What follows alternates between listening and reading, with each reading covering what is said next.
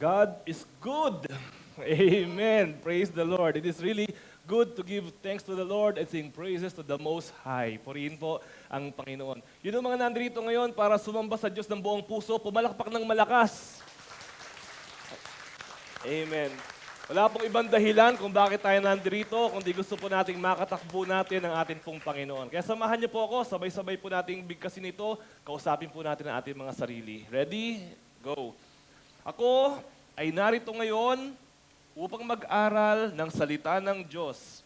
Ang puso ko ay binubuksan, ang isip ko ay tinutuon, ako ay makikinig at susunod sa salita ng Panginoon. Amen. Manalangin po tayo. Panginoon, nandirito po kami. Marami po kaming pinagdaanan. Marami po kami, Panginoon, inihanda. Marami po, Panginoon, naging hadlang din para kami po, Panginoon, ay magkasama-sama ngayong umaga. Pero Panginoon, alam namin na ang pagtungo namin dito ay hindi po mawawala ng kabuluhan dahil katatagpuin po ninyo kami. Mababaliwala po, Panginoon, ang lahat ng aming ginawa, inawit, sinalita, kung hindi po namin mararanasan ang presensya mo ngayong umaga. Kaya dalangin namin, Panginoon, sa pagbubuklat po namin ng iyong mga makapangyarihang salita.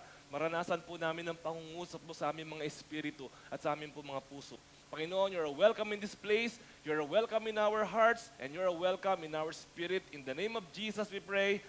Amen. Amen. Maaari na po tayong makaupo. Sino po kaya dito ang walang nag-aalaga? Siguro ulitin ko yung tanong na lang, baliktarin ko. May nag-aalaga ba sa'yo? Ang sarap ng may nag-aalaga, di ba? Ang sarap ng may nag-aalaga. Pag nakakita ka lang isang aso, alam mo kung yung aso na yon may nag-aalaga o wala. Di ba? Madaling malaman. Yung wala nag-aalagang aso, mabaho. Yung may nag-aalagang aso, maganda.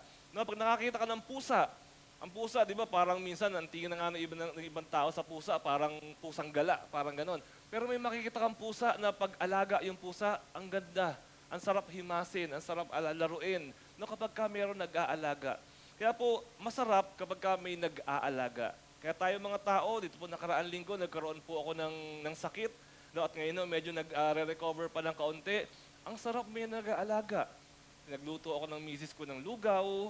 Di ba? Nakahiga ako sa kama, dadalhan niya ako ng pagkain. Masarap yung mayroong nag-aalaga. May bibili ng gamot para sa'yo. Masarap po yung may nag-aalaga. Kaya yung mga walang jowa, gusto magka-jowa. Kasi gusto nila merong nag-good morning sa kanila sa umaga. Gusto nila bago matulog, meron silang pini-PM, di ba? Sweet dreams. Kasi gusto nila merong nag-aalaga na ganon. At totoo naman po, iba yung feeling kapag may nag-aalaga. Pagka ang isang tao lumaki, ang isang bata lumaki, na walang nag-aalaga, ano mangyayari kaya sa bata na yon? No, may imagine nyo, hindi siguro yan magkakaroon ng buhay na maayos, siguro maraming kaso, siguro maraming problema, kasi walang nag-guide na magulang. Pero kapag mayroong nag-aalaga, you can imagine kung anong kaya niyang marating kapag may nag-aalaga. Diba, si Carlos Yulo, may nag-alaga, ayan, naka-double gold medal. Pero pag tinignan mo, marami namang nagpa-practice ng mga iba't ibang uri ng sport, pero iba yung meron pong nag-aalaga, iba yung meron pong nagtitrain. Kaya ngayong umaga, sa atin pong pag-aaral, gusto ko po muna kayong tanungin, sino ang nag-aalaga sa'yo? Meron bang nag-aalaga sa'yo? Alam niyo po, sa buhay na ito, isa po sa mga natutunan ko, napakahirap nang walang nag-aalaga sa'yo. Lalo na po, sa mundong ito, alam niyo po, ang pamagat natin ngayong umaga, kung si Yahweh ang aking pastol. Okay? Kung si Yahweh ang aking pastol, bakit po ganyan ang pamagat natin? Kasi po sa mundong ito, nitong nakaraang araw, ni-research ko po, gaano ba karami ang Diyos sa mundo? Alam niyo po, according sa Google, milyon-milyon daw ang Diyos sa mundo. Kasi po sa mga Hindu pa lang, sa Hinduism pa lang, milyon na kagad ang Diyos. So sa iba pa hong mga religion, sa mga Hare Krishna, ang dami na naman, libo-libo na naman. Ang dami yung iba't ibang entity na nagpapakilala na sila ay Diyos. Kaya ngayon po umagang ito, napaka-importante po na maliwanag sa atin na merong Diyos na nag-aalaga sa buhay po natin, sa'yo. Pero, sinong Diyos ang nag-aalaga sa'yo? Kaya po ang pamagat natin uli, kung si Yahweh ang aking pastol. Ano ang meron? Kung si Yahweh ang pastol mo, ano ang meron na maasahan natin sa Kanya?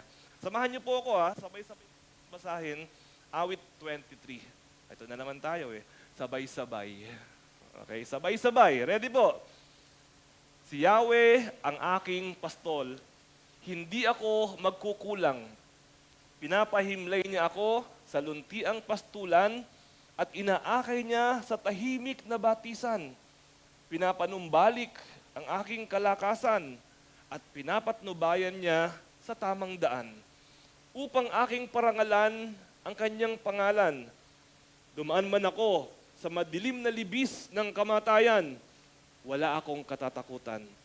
Pagkat ika'y aking kaagapay. Ang tungkod mo at pamalo, aking gabay at sanggalang, ipinaghahanda mo ako ng salo-salo na nakikita pa nitong mga kalaban ko. Sa aking ulo, langis ay ibinubuhos. Sa aking saro, pagpapalay, lubos-lubos. Kabutihat, pag-ibig mo sa akin ay hindi magkukulang. Siyang makakasama ko habang ako ay nabubuhay. At magpakailanmay sa bahay ni Yahweh mananahan. No, napakaganda po nitong verse na ito. Pwede mo siyang gamitin maski saan. Sa Bible study, pwede. Sa patay, pwede rin. Sa birthday, pwede rin. Kasi po yung mga pangako nitong verse na to, ito totoo po sa buhay po nating lahat. No? Ang pangako po nito ay pwede po nating panghawakan kung si Yahweh ang ating pastol. Pag dinignan po natin ito, no? Ang dami-dami ho na uri ng hayop na pwede hong paghambingan sa mga Christians. Pero hindi siya inihambing sa mga leon. No? God could have compared us with other animals. Pwedeng leon. Leon, mabangis, matapang, no? Leader or powerful, fearless. Hindi ho Maaari din po tayong ihambing ng Biblia sa kabayo kung gugustuhin niya. Matulin, makisig, strong, loyal. Pero hindi po. Maaari din tayo ihambing ng Biblia sa isang kuwago, siguro, matalino, di ba? Pero hindi ho Alam niyo po, all throughout the Bible, isa po sa pinaghambingan sa mga Christians, tupa. Bakit kaya tupa? Bakit kaya sa tupa ba tayo inihambing at di rin sa mga fox, halimbawa, di ba? O, di ba? Alam niyo ba kung bakit tupa? Ang mga tupa po, pag tinignan po natin, it is one of the most defenseless animals in the entire Bible. In the entire world, actually. Wala silang pangil, pangkagat. Siguro pag kinagat ka ng tupa, baka makiliti ka pa. Walang tusok ang kanilang mga ngipin. Wala po silang mga, ano tawag doon? Kuko. Wala silang kuko. Pag meron ka nakakitang agila, matakot ka kasi ang kuko nun, lalaki. Pag nakakita ka ng layon, matakot ka kasi ang kuko nun, parang kutsilyo. Pero pag nakakita ka ng tupa, walang kuko. At siguro may isip natin, yung tupa naman at least may legs, 4, pwedeng tumakbo. Alam niyo po, ang mga tupa merong legs pero ang iikli ng mga legs ng mga tupa na ito. Kapag ka nagkahabulan, ang dali-dali pong habulin. Hindi ko katulad ng mga usa. Ang mga legs nila nga haba, kaunting talon lang, hindi mo naaabutan talaga. Nakakaisang talon pa lang siya, ikaw nakaka-5 na. Hindi mo siya abutin talaga. Pero ito mga tupa na ito, maikli ang legs, walang kuko, walang pangil, walang depensa. Actually po, according po sa biology, halos lahat ng hayop sa animal kingdom mayroong pandepensa. Ang langgam, may pangkagat. Ang alakdan, may pangtusok. No? Ang ahas, lahat meron. Kaya inisip ko po, ano bang depensa ng tupa? Di ba? Ano yung kanyang common? Yung iba, may camouflage. Di ba? May kanya-kanyang depensa. Ang aso, may pangkagat. Ano ang depensa ng tupa? Halos wala. Wala siyang lason, buti pa yung pusit. Kapag ka nagulat, biglang uutot ng itim. Magbubuga ng tinta. Diba? At least yung pusit meron, lahat meron. Ang tupa, wala. Kaya po, alam niyo po, ito po yung gusto ng Panginoon na uri ng relationship natin sa Kanya. Siya yung pastol, ikaw yung tupa. Because this sheep, no, lahat po, pinapakita po dito na ang mga sheep ay kailangan po lagi ng shepherd. Wala ko kayong makikita na sheep na nag-iisa. Lagi meron shepherd na nag-aalaga dito po sa sheep na to take care. all its smallest needs, to protect it. And alam niyo po ba, sa isang bagay lang mahusay ang sheep. Isang bagay lang, sa pagkikinig ng tinig ng kanyang shepherd. Doon lang mo siya mahusay. Kasi anong araw, ito mga pastol na ito, may kanya-kanya po silang sheep. Pagpalagay natin, tigi-tigi 100. May 5 pastol. Halimbawa, tigi 100 sila ng sheep. Pagdating ho ng gabi, magpapahinga na sila, nagkakahalo-halo na po lahat yung mga sheep nila na yan. Halo-halo na po lahat yan. So kung ikaw ngayon yung pastol, at yung sheep mo, nahalo na, paano mo ngayon ihiwalay itong mga sheep na to? Ang mga sheep po, ang isa sa kanilang talent, ang isa sa kanilang kakayahan, pag nagsalita po sila, alam nila yung tinig ng shepherd nila. Pag pumaswit na sila, o pag sumipol na sila, o kung meron man silang anumang code, pag nagsalita na yung shepherd, let's go! Alam nung sheep, oy, shepherd ko yun ah. Yung 100 na sheep niya, tatayo po lahat yun at susunod po dito po sa shepherd na ito. Yon ang special talent dito po mga sheep na ito. It has been said that sheep are one of the most dumb animals, one of the dumbest animals. Mahirap umintindi, lagi nagkakamali, lagi naliligaw, nahuhulog doon sa mga butas-butas. Pero one of their most important trait is being able to recognize the voice of their shepherd. At because of that, that is the only thing that the sheep needs to do. Pag alam niya ang boses ng shepherd niya at sumunod siya sa shepherd nito, okay na po itong sheep na to. He will be fed, he will be healed, he will be protected, he will be taken care of dahil marunong po siyang makinig sa boses ng kanya pong pastol. So mga kapatid, napaka-importante po dito pong pinag-aaral natin ngayong umagang ito. Sa panahon po ngayon, maraming boses na nagsasalimbayan sa ating pong kapaligiran. Meron mga nagsasabi, ito ang tama, ito ang sundin mo. May mga nagsasabi, ito ang Diyos dapat, hindi yan ang Diyos dapat. Pero kung kilala mo ang Diyos mo at marunong kang sumunod sa salita ng Diyos mo na kinikilala mo, then that God will lead us to blessings in this life. Ano ang mangyayari? Kaya po sabi sa John 10:11, I am the good shepherd. The good shepherd lays down his life for the sheep. Ito po ang ating mabuting pastol, si Jesus. So what will happen if the Lord was your shepherd? Ano ang mangyayari kapag si Yahweh ang ating pastol?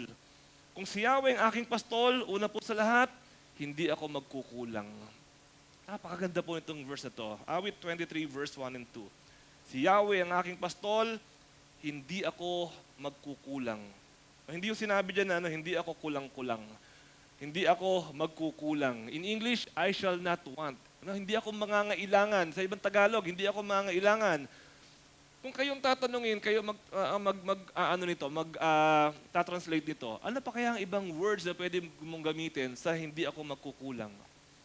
Hindi ako kakapusin?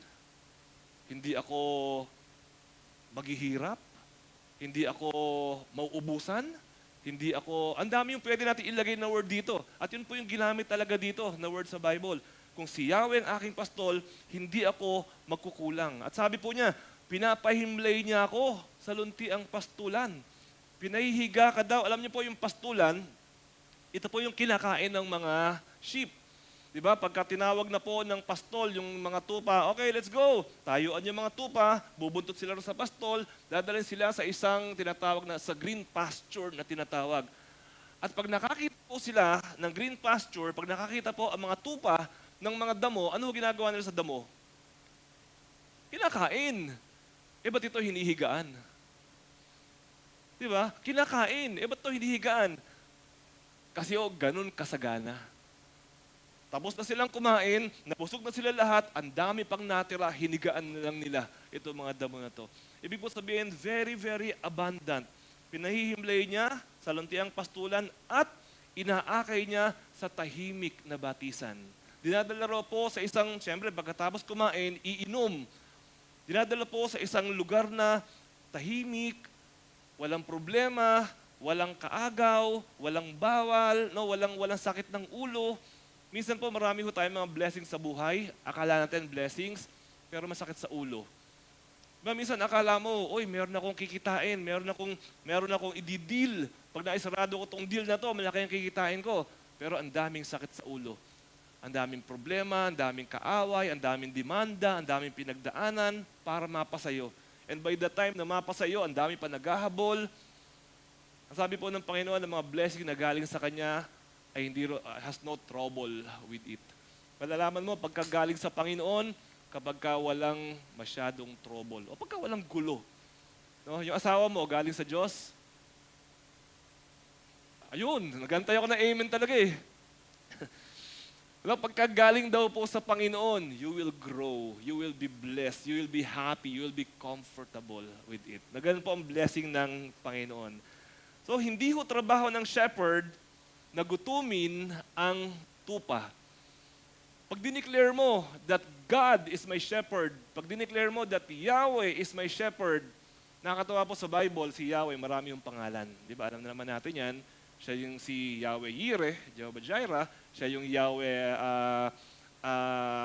Shaddai, no? Yahweh El Shaddai, Lord Almighty.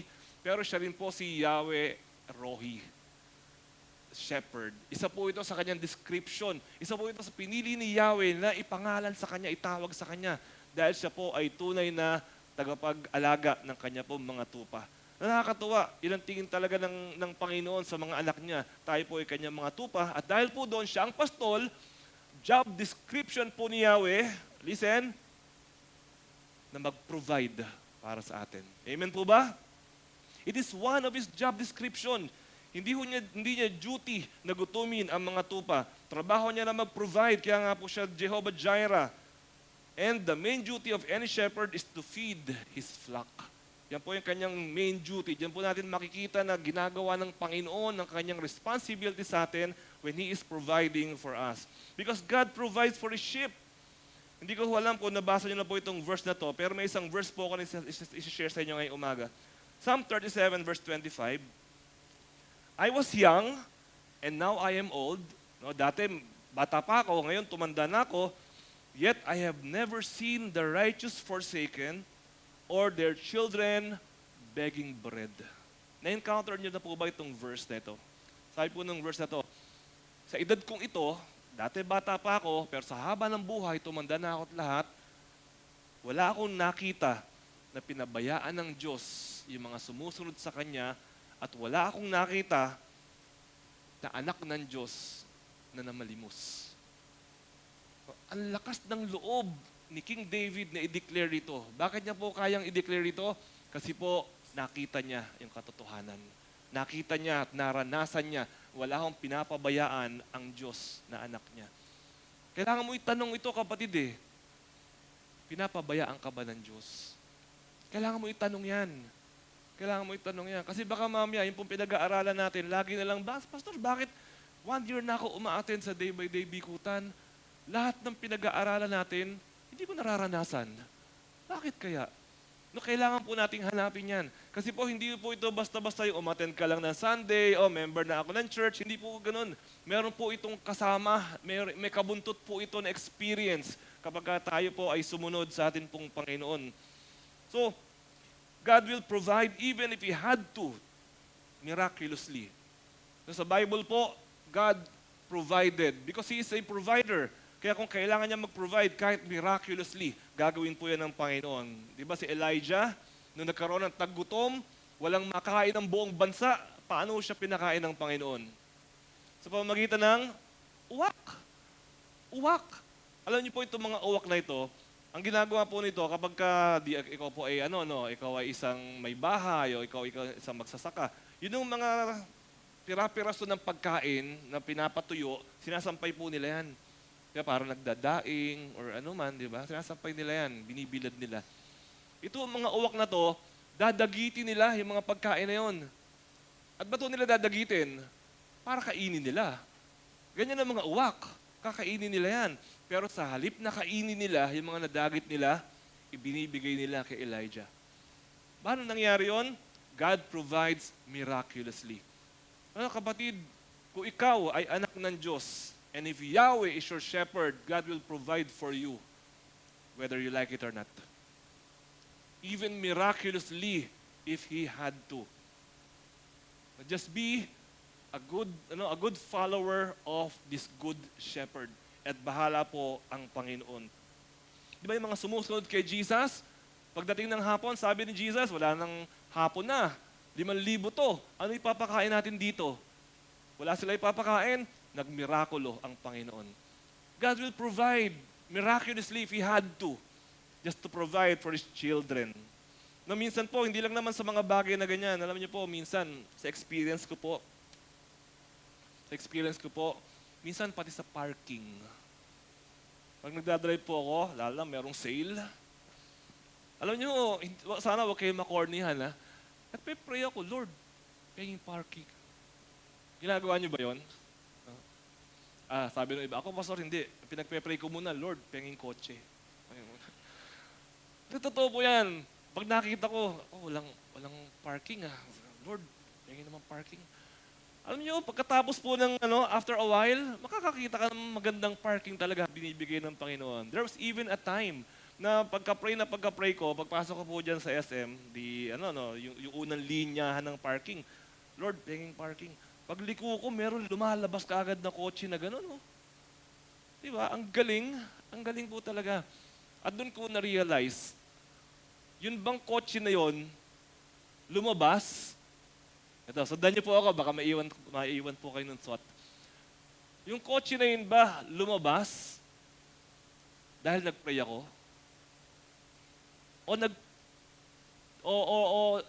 Pinag-pray ako ni Lord dahil lalabas yung kotse na yun? Nakuha niyo po yung tanong? No? Yung bang kotse na yun, kung hindi ako nag-pray, hindi siya lalabas? Galing, di ba? Actually po, sa analysis ko, simpleng analysis, yun yung kotse na yun, 30 minutes ago, naisip ng driver, makauwi na nga. 30 minutes ago, nasa bahay pa ako siguro nun. At nung nagdadrive na ako, hindi pa ako dumarating sa SM, sabi ng driver siguro, magsi-CR nga muna ako. At nag-CR muna siya. By the time na naupo siya sa kotse, siya naman pumapasok sa parking, at naniniwala ako, doon nangusap ang Panginoon sa akin, mag-pray ka nga ng parking. At nag-pray ako ng parking, sabay naman pagliko ko, umaatras naman tong kotse na to para makapag-parking naman ako sa pinanggalingan niya. Nakita niyo po ba yung misteryo doon? Nakita niyo po yung pagkilos ng Diyos doon po sa ganong kaparaanan? Kaya importante po na bilang tupa ng ating Panginoong Yahweh, marunong po tayong makinig. Marunong tayong makinig sa Panginoon. Dahil alam po ng Panginoon kung kailan mo dapat gawin ang isang bagay na dapat natin na gawin. Kasi kapag hindi tayo nakinig, sabi ng Panginoon, mag-parking ka muna dyan. Lord, nagmamadali ako Hindi tayo nakinig. So dumiretso ngayon tayo. Yung pala may banggaan. So kailangan po marunong tayong makinig sa atin pong Panginoon. Because the duty of the Lord is to provide for us. He will even provide in abundance. Pero it is the duty of the sheep to follow. Ito naman po yung duty natin. No, minsan po naiisip natin, Pastor, ba't hindi ko na-experience minsan yung pagpo-provide ng Panginoon sa akin? Kasi po minsan, hindi po natin naririnig yun pong tinig ng Panginoon sa ating mga buhay. Napaka-importante po niyan. This life, mga kapatid, this life is full of choices. Napakaraming choices sa buhay na ito. And wherever you are right now, whoever you are right now, is a product of your choice. No, totoo po yan. Halimbawa, kung ikaw po ay nananalangin sa Panginoon, Lord, kunyari ikaw ay high school pa lang, Lord, ano pong kurso ang kukunin ko? Did you pray for that? O kung ano lang yung kinuha ng mga kaibigan mo? No, you have to pray for that. Kasi baka gusto pala ni Lord maging engineer ka, pero ang kinuha mo, beautician. Di ba? Hindi yun ang gusto ni Lord. So, kailangan malaman mo, Lord, saan mo ako dinadala? Tapos kapag nandoon ka na, it is your choice kung mag-aaral ka ba na mabuti o hindi. Life is full of choices. Kapag nag-aaral ka na, mag-aaral ka ba o magjojowa? At kapag nandun ka na, magjojowa ka ba o magpapabuntis? Life is full of choices and whatever and wherever you are right now is because of these choices. Kaya kailangan po, meron po tayong wisdom na makikinig po tayo sa Panginoon. Lord, magbi-business ba ako o magtatrabaho? You pray to the Lord about that. No, hindi ko mo kailangan, malaki raw kinikita, magbi-business ako. Hindi po yun ang tanong. Ang tanong, ano ang gusto ng Diyos? Hindi importante kung magbi-business ka o magtatrabaho. Ang importante, ano ang gusto ng Diyos na gawin mo? Yun po importante. Lord, magre-resign ba ako o hindi? Hindi po importante kung magre-resign tayo o hindi. Ang importante, ano ang gusto ng Diyos na gawin natin? Kasi baka mamaya, pinagre-resign ka, hindi ka nag-resign. O baka naman mamaya, hindi ka pinagre-resign, nag-resign ka naman. Ang hirap, di ba? Ang dami hong bagay sa mundong ito na kailangan po nating balansin at mababalansin lang po natin kapag marunong po tayong makinig sa tinig ng Panginoon. Pastor, kasalanan ba? Nagbi-business ako o magninegosyo ako o magtatrabaho ako. Kasalanan ba kung pinili ko doon yung pagtatrabaho tapos gusto ng Diyos mag-business pala ako? Kasalanan ba? Tingin ko, hindi naman. Hindi naman. It's not sin, pero it was a wrong choice. Kasi hindi naman pala yun ang pinapagawa ng Panginoon. Alam niyo po, may konti i-share lang po ako sa inyo. Ang akin pong karaniwang panalangin, kapag dumarating po ako sa mga crossroads sa buhay, pwede ko i-share sa inyo, baka pwede nyo rin pong gayahin. Ang prayer ko po lagi kay Lord ganito, Lord, pigilan mo ako. Yan ang lagi kong prayer sa Diyos. Lord, hindi ko alam kung anong will mo, hindi ko alam kung anong plano mo. Lord, pigilan mo ako. Ganun po lagi. Meron po ako mga opportunities abroad, pinagpe-pray ko, Lord, kung hindi mo will to, pigilan mo ako. Pinipigil ng Panginoon talaga. Ang dami yung nangyayari na ganyan. There was a time, meron akong gustong gawin. Meron akong feeling ko na may injustice na nangyari sa amin. Sabi ko, didimanda ako. Hindi ko gano'n. Pero nag-pray ako, Lord, pigilan mo ako. Kinabukasan, bumabagyo. Wala namang forecast na bagyo, bigla may bagyo. Alam nyo, totoo po, sa buhay ko po, totoo po yan. Pinipigilan po ako ng Panginoon. Medyo premature pa ho para i-announce, pero hahapyawan ko lang po kayo ng kaunti.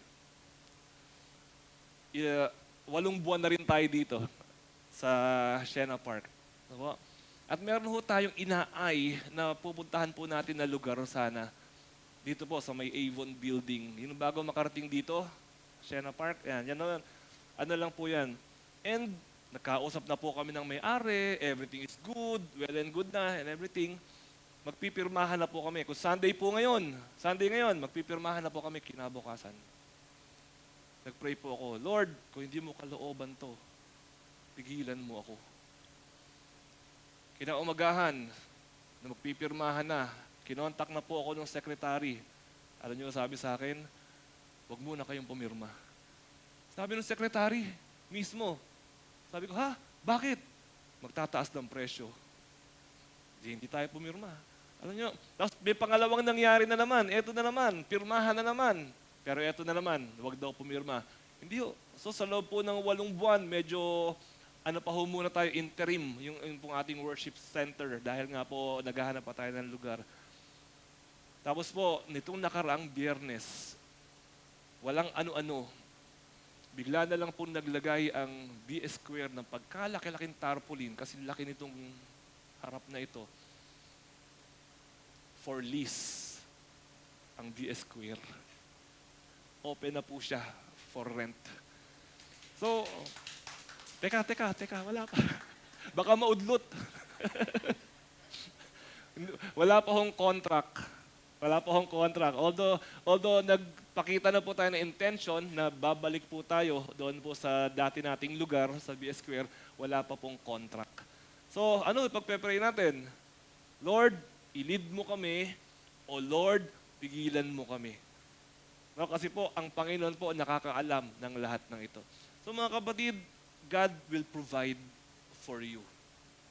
If you are the sheep of Yahweh, kung si Yahweh ang iyong pastol, God will provide for you. So wag po tayong matakot sa buhay na ito, basta sumusunod po tayo sa Kanya. Kasi po itong mga pastol, dadalhin niya po yung kanyang mga sheep tungo sa isang pastulan, dadalhin niya po sa susunod na pastulan kasi pag naubos na yung mga grass dito, dadali niya sa susunod naman na pastulan. Kapag hindi ho tayo nakasunod at naiwan po tayo, may iwan tayo sa tigang na lupa at naiwan tayo sa pangalawang pastulan. So mga kapatid, listen to the Word of God. Listen to the Word of God in your heart. At doon natin malalaman ang leading ng Panginoon sa atin. Alam niyo po, this is something that I wish I can teach how. Sana pwede ko po sabihin, ganito yan mga kapatid, para marinig niyo ang Panginoon ha. Step 1. Step 1. Sana ganun eh. Wala po eh. The only way for you to hear God in your heart is only through your spirit. It is a personal experience that I cannot teach. It's a personal experience that I hope that all of us will desire. At nasa ganun po, tayo po mismo hanapin natin, Lord, gusto ko maranasan. Kasi po, ang atin pong religion ay hindi po ito religion ng rules. Ang religion po natin is a religion of experience. It is a religion of experience. You don't understand, you don't just learn about God, but you experience God. Yun po ang religion natin na ito. So you may attend as long as you want, as much as you want, but the thing is you have to experience God in this belief system, in this Christianity. Pangalawa po, kung si Yahweh ang aking pastol, hindi ako matatakot. Awit 23 verse 4, dumaan man ako sa madilim na libis ng kamatayan, wala akong katatakutan, pagkat ikaw ang aking kaagapay. Ang tungkod mo at pamalo, aking gabay at sanggalang. No, kapag dumadaan po sila, tinatawag po na shadow of the valley of death. Kasi kapag sila po ay pupunta sa mga damuhan, dadaan po sila sa mga dalawang bundok. At yung po mga valley, yung po dalawang bundok, meron pong kapatagan sa gitna, yun po yung mga valley. At bago po sila makarating doon, marami silang kailangan munang pagdaanan. Mga madidilim na lugar, mapuputik na lugar. At sa mga lugar na to, nandun po mga ambush. Nandun po ang mga asong gubat, nandun po ang mga trap. Marami po silang maaring pagdaanan doon na magkakadestroy sa mga tupa na ito. Pero kung alam po ng shepherd ang kanyang dinadaanan, maitatawid niya po ang mga tupa. Valley is a low area of land between hills or mountains. But valleys are inevitable in our lives. Ito po mga lambak na tinatawag natin na to, hindi po pwedeng lagi nasa mountain eh. Kasi yung susunod na pastulan nasa kabilang mountain eh. So kailangan mong bumaba at kailangan mong umakyat uli. But valleys are temporary. Although it is inevitable, it is temporary. Kaya nga pag sinabing may pinagdadaanan, yan po tayo eh, no? May pinagdadaanan po tayo. Bakit wala si Kuya ngayon? May pinagdadaanan siya. Sino kaya sa atin dito ang walang pinagdaanan? No, sino kaya rito yung hindi nakaranas ng pinagdadaanan? Wala. Lahat po tayo nakaranas po ng ganyan. And whether you like it or not, dadaan at dadaan po muli tayo dyan. Yesterday, today, and tomorrow. Pagdadaanan po nating lahat yan. Kaya importante po, nakakapit po tayo sa shepherd po natin. Pagdaan po natin sa mga lambak na yan. Ano po ba yung mga lambak na yan na pinag-uusapan natin? It can be a financial crisis. It can be a sickness. It can be broken relationship. No, marami po yan, yung mga nagpasakit ng puso mo, mga nagpahirap ng dibdib at ng kalooban mo. Napakarami po ng mga bagay na yan. Pero as we go through valleys like that, we need to understand, as sabi po sa Bible, dumaan man ako sa madilim na libis ng kamatayan, hindi ako matatakot. Matatakotin ka ba? Matatakotin ka ba? Ikaw ba yung madaling kabugin? Ikaw ba yung madaling kapag kami nangyayari, nagpapanik na kaagad? Alam niyo po, isa po yan sa magandang maging disiplina nating mga Christian. Sabi po, when we go through valleys, declare that I will fear no evil. Meron po ako isang picture na ipapakita dito. Ito po isang magandang example na I will fear no evil. Imagine niyo kayo yung pusa. Tapos ilang Doberman yan. Hindi Doberman yan. Ilang police dog yan.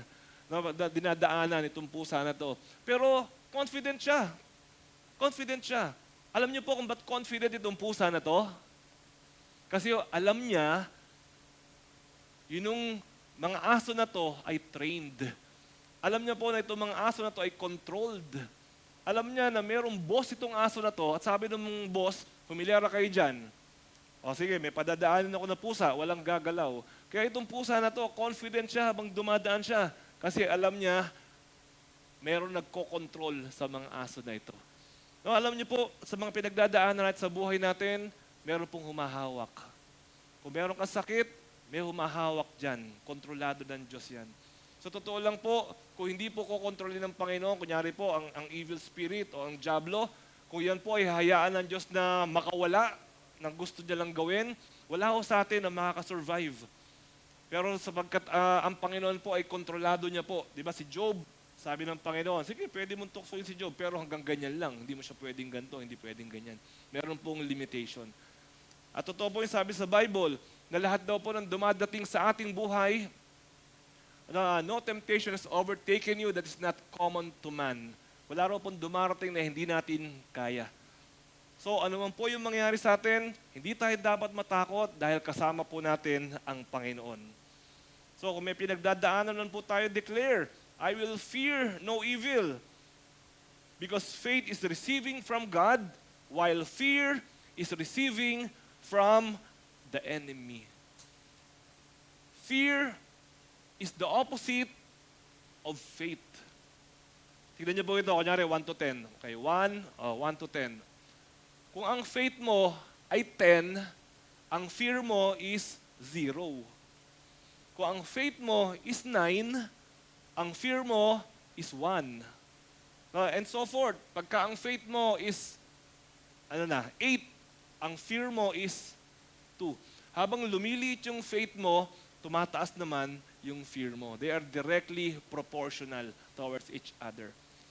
Kaya yun pong ating paghawak sa Panginoon, dapat po tayong mabuhay sa faith. Kaya nga, the righteous shall live by faith. Hindi ho by fear lamang. No, know that you are not alone.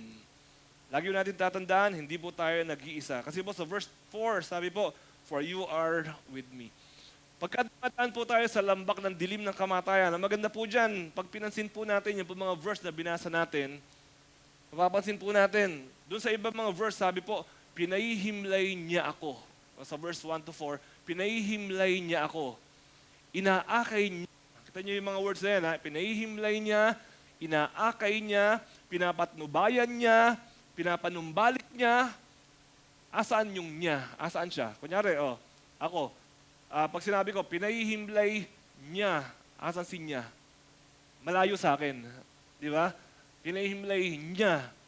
So, aside from me, no? Pinaakay niya, pinapatnubayan niya. Pero pagdating po dito sa verse 4, na iba po ang grammar. Yung po niya, naging aking. Yun yung pinakaiba niya. Balikan ko lang, ha? Sabi niya, okay, sorry. Okay, pinapandubalik, pinahihimlay niya ako sa luntiang pastulan, inaakay niya sa tahimik na batisan. Pero pagdating po sa verse 3, pinapanumbalik ang aking kalakasan at siya ang aking kaagapay, ang aking gabay at aking sanggalang. Ano pinagkaiba nun? Kung napansin po ninyo. Yung isa, sabi niya, pinahihimlay niya ako. Kumbaga, malayo sa akin. Pero pagdating po sa verse 4, naging siya na ang aking kaagapay. Nag-shift na po siya. From he to you. So, kumbaga, naging part na po siya ng kanyang pagkatao.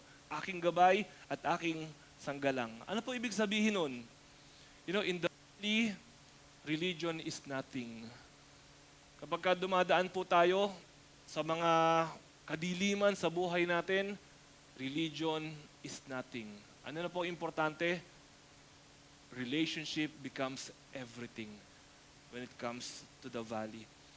Kaya importante po talaga yung personal relationship natin sa Panginoon. Lagi ko po sinasabi, ito pong religion natin na ito, mahirap eh. Actually po, mahirap po ang religion natin bilang mga Christian kasi wala po tayong checklist para masabing Christian.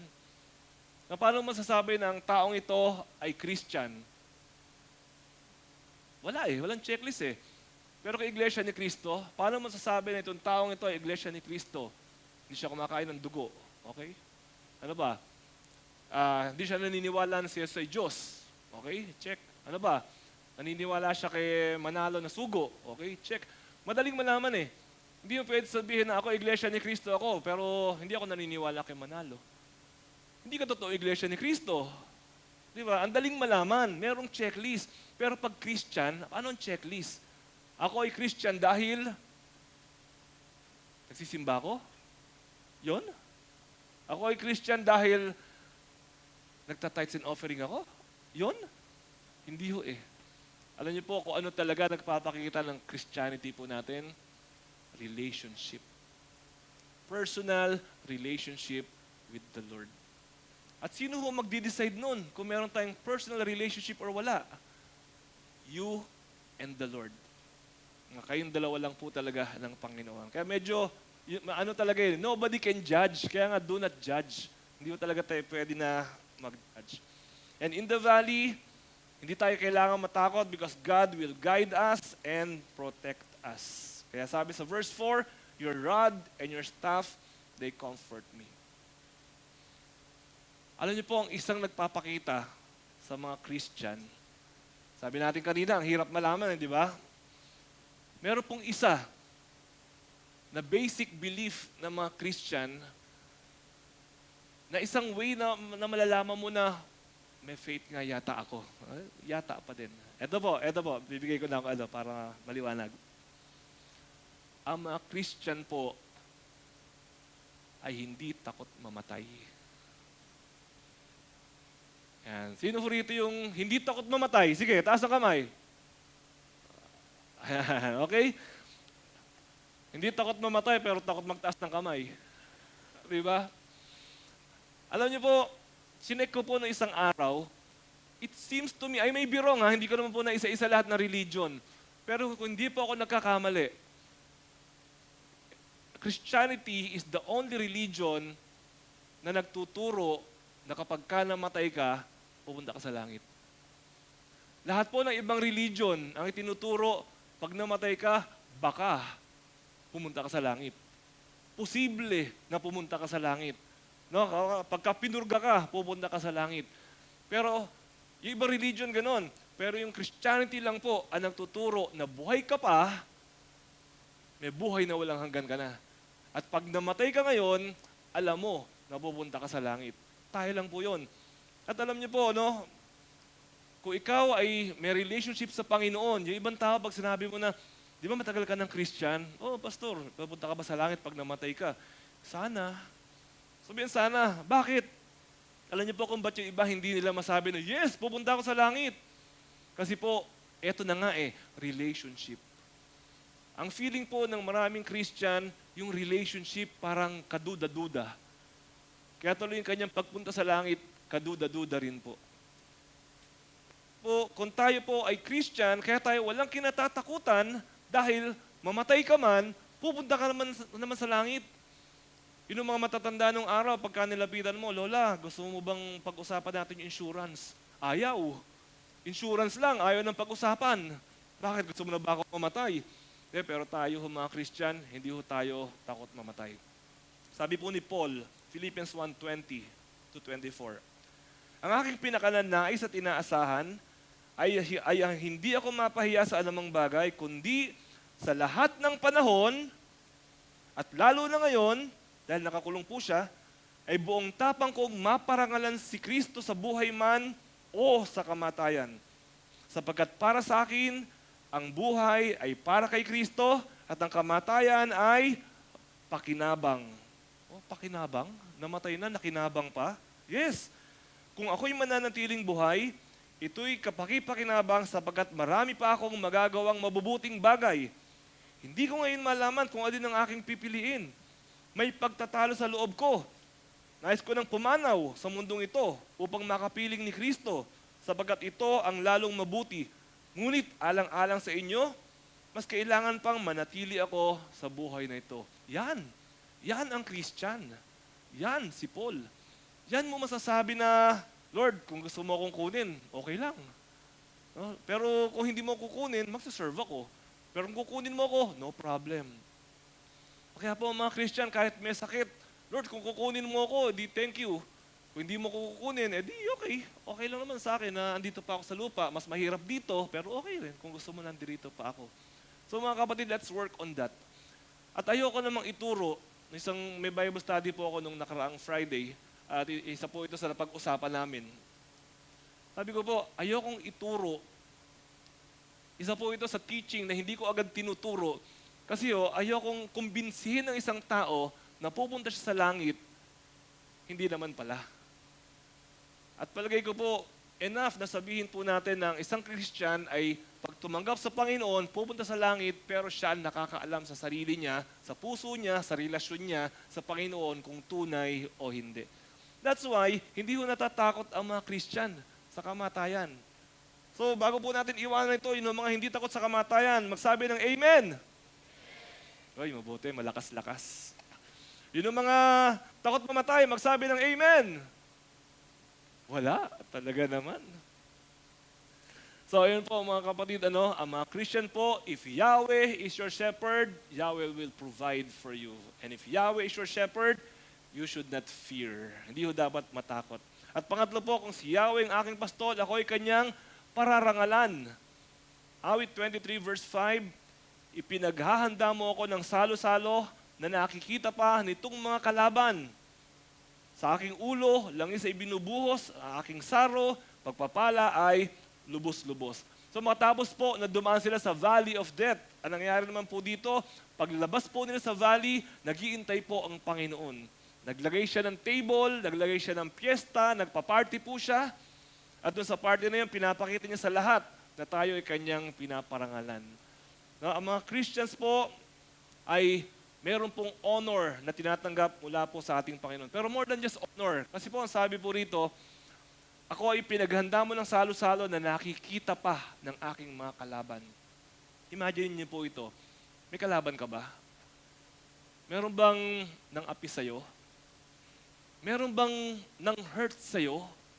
No, meron bang tao na pag naiisip mo siya, kumukulo yung dugo mo dahil parang, na merong injustice o merong nagawa na disrespect? Meron ho ba? Alam niyo po itong verse na to, sinasabi po nito, that God will vindicate you to whoever or whatever you encountered in the valley. Yung valley, di ba, ito yung mga pangyayari. Di ba, nagkaroon ka ng negosyo, nalugi yung negosyo mo. Bakit nalugi yung negosyo mo? Kasi yung kasosyo mo, tinraidor ka. Kasi yung kapartner mo, diba, dinaya ka, o kung ano man yung nangyari. Bumagsak tuloy yung negosyo mo. Pero sabi ng Panginoon, valley, yung pinagdadaanan mo, do not be afraid. Andirito ako, I will take care of you, and I will honor you. Ano po ibig sabihin na I will honor you? Mag-antay ka lang. Sabi ni Lord, mag-antay ka lang. Yung partner mo, inisahan ka, dinaya ka, antayin mo kung ano gagawin ko sa kanya. At antayin mo rin kung ano ang gagawin ko sa iyo. Whatever we went through during the valley of our times, the Lord will vindicate us. Tinanggal ka sa trabaho ng boss mo, kasi yung boss mo may pinapabora na iba, kasi may politika, tinanggal ka sa trabaho, may gagawin ng Diyos. Hindi mo alam. Meron po akong kakilala na pastor, tinanggal sa trabaho, siyempre depressed. Pero dahil siya po ay mayroong tiwala sa Panginoon, nakapag-start po siya ng panibagong trabaho, actually business, at yung pong business na start niya, nag-start na po mag-grow ngayon at mas maganda pa po ang kalagayan niya ngayon kaysa doon sa dati niya na pinagtatrabahuhan. There is vindication. Meron pong gagawin ng Panginoon para po yung mga pagkakamali. Kung meron pong gumawa sa iyo ng kasalbahihan, sinalbahe ka, ginipit ka, huwag kang mag-alala kapatid, hindi natutulog ang Diyos. Huwag kang mag-alala, may gagawin ang Diyos sa Kanya, may gagawin din ang Diyos sa iyo. Ibe-bless ka ng Panginoon, at siya naman ipapakita ng Panginoon sa Kanya yung Kanyang pagkakamali. Kaya pagka meron mga kaguluhan na ganyan, simple lang eh. Kunyari, dalawa kayo, nag-away kayo, naghiwalay kayo. Paano malalaman kung sino ang tama sa inyong dalawa? Madali lang. Kung sino ang pagpalain ng Diyos. Kung sino ang samahan ng Panginoon. At kung pareho kayo sinamahan ng Panginoon, edi mabuti. Ibig sabihin, parang si Barnabas at si Paul nung naghiwalay, diba? Sinamahan sila ng pareho ng Panginoon, pero umunlad pa yung gawain ng Panginoon. So, importante lang po, alam mo na ikaw yung nasa tama, ikaw yung nasa righteous side, dahil kakampi po natin ng Panginoon. So, let us wait for the honor of the Lord. No, kung sa away mag-asawa, no, antayin mo kung sino yung i-bless ng Lord sa inyo. Diba? Minsan mayroong mag-asawa, nag-aaway, naghiwalay, ganyan. O, tapos yung isa, nadapa. O di, alam mo na merong mensahe ang Panginoon sa kanya. No, antayin lang ho natin ang vindication ng Panginoon. Ika-4 po, kung si Yahweh ang aking pastol, ang kabutihan niya ay laging mararanasan. Awit 23 verse 6, kabutihan at pag-ibig mo sa akin ay hindi magkukulang. Siyang makakasama ko habang ako ay nabubuhay. Ganda-ganda po nitong verse na to. It is continuous enjoyment of God's goodness. Ganda no, yung huling song natin kanina. No? You are good. Your mercy endures forever because you are good. Pag kinakanta natin yung kantang goodness of God, yung point ng kanta na sabi, your goodness is running after me. Pag tinagalog mo yun, ano ibig sabihin sa Tagalog? Hinahagad ako ng kabutihan mo. Binubuntutan ako ng kabutihan mo. Ayaw akong tantanan ng kabutihan mo. Kaya po pag may nagsasabi na ang Diyos ay hindi mabuti, hindi ko alam kung saan universe nila nahuhugot na ang Diyos ay masama. Na si Yahweh ay hindi mabuti. Samantala ang Bible, kada buklat mo, laging nandoon ang kabutihan ng Diyos. Hindi ko alam kung saan pa nila nakukuha yan. God is good. At ang pangako po ng Panginoon, sabi po ng Panginoon sa atin, Psalm 34 verse 8, hamon ng Diyos, taste and see that the Lord is good. Subukan mo. Siguro po yung mga nagsasabi na hindi mabuti si Yahweh, hindi nila natikman ang kabutihan ng Diyos. Taste and see, yan ang hamon niya, that the Lord is good. And Psalm 100 verse 5, for the Lord is good, and His love endures forever. His faithfulness continues through all generations, because our God is a good God. Mga kapatid, ang Diyos natin ay mabuting Diyos. Hindi kanya pababayaan, hindi kanya iiwanan, He will provide. Hindi natin kailangan na matakot, kundi ang Panginoon po natin, ang ating pastol, ang nag-aalaga po sa kanyang mga tupa. At panghuli po, kung si Yahweh ang aking pastol, sa bahay niya mananahan kailanman. Verse 6, kabutihan at pag-ibig mo sa akin hindi magkukulang, siyang makakasama ko habang ako ay nabubuhay, at magpakailanman sa bahay ni Yahweh mananahan. Ang atin pong pag-aalaga ng ating Panginoong Yahweh sa atin ay hindi lamang po natatapos sa buhay na ito, kundi hanggang sa kabilang buhay. Continuously, His shepherding will continue even after death. So, hindi ho tayo nabubuhay ng walang pag-asa. Nasayang lahat ng ginagawa natin kasi pagkatapos po natin mabuhay, mamamatay rin lang naman tayo. Hindi po eh. Actually po, kung babasahin niyo po si Solomon sa Kawikaan, excuse me, o sa Ecclesiastes, yan po isa sa frustration ni Solomon. Feeling niya, sayang lahat ginawa ko, matalino ako, ang dami ko accomplishment, ang ending, mamamatay din naman ako eh. Yung aso, mamamatay din. Ako, mamamatay din. Eh di pareho lang kami, walang kabuluhan. Yun po ang pananaw ni Solomon. Pero alam niyo po mga kapatid, lahat ng ginagawa natin ngayon, meron pong kabuluhan, walang sayang. Naranasan niyo na po ba yung nang hinayang kayo sa isang bagay? Bumili ka ng isang, ano ba binili mo? O yan, bumili ka ng isang item. Tapos yung item na yon, biglang tumaas ang presyo. Naisip mo, sana pala bumili ako ng 100. Sayang. Di ba nangihinayang ka? Yung ganon. Naranasan mo na ba yung magte-take ka ng exam? Tapos na mag-i-exam ka na, nangihinayang ka, sayang, nag-review ako. Sayang, nag-review dapat ako. Hindi ka nakapag-review. No, naranasan na ba natin yon? No, naranasan natin yan. Alam niyo po, nai-imagine ko isang araw,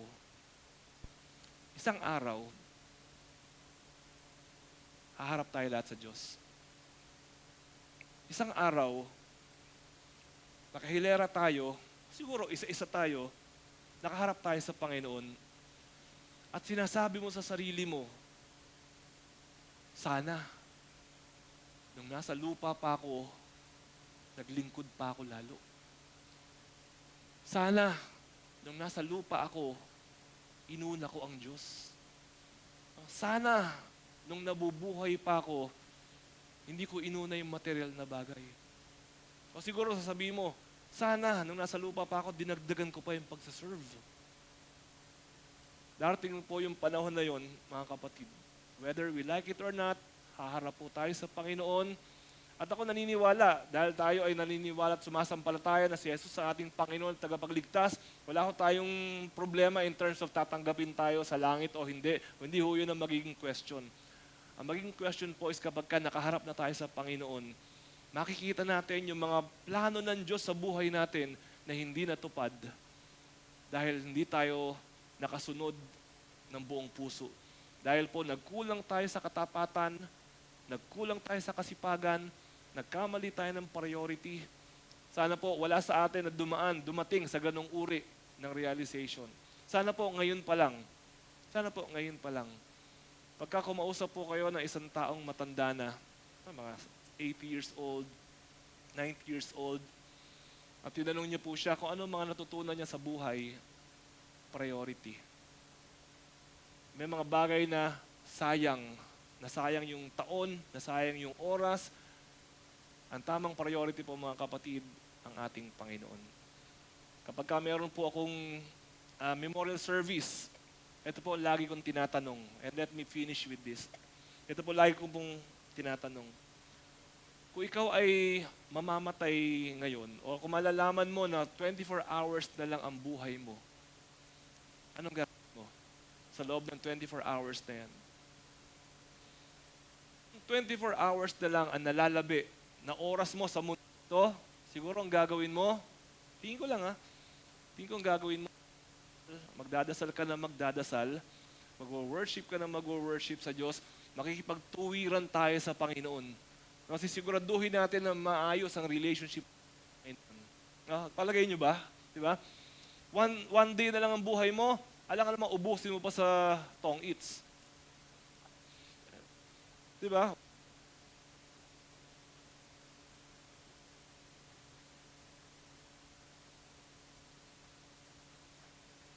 Ayaw eh.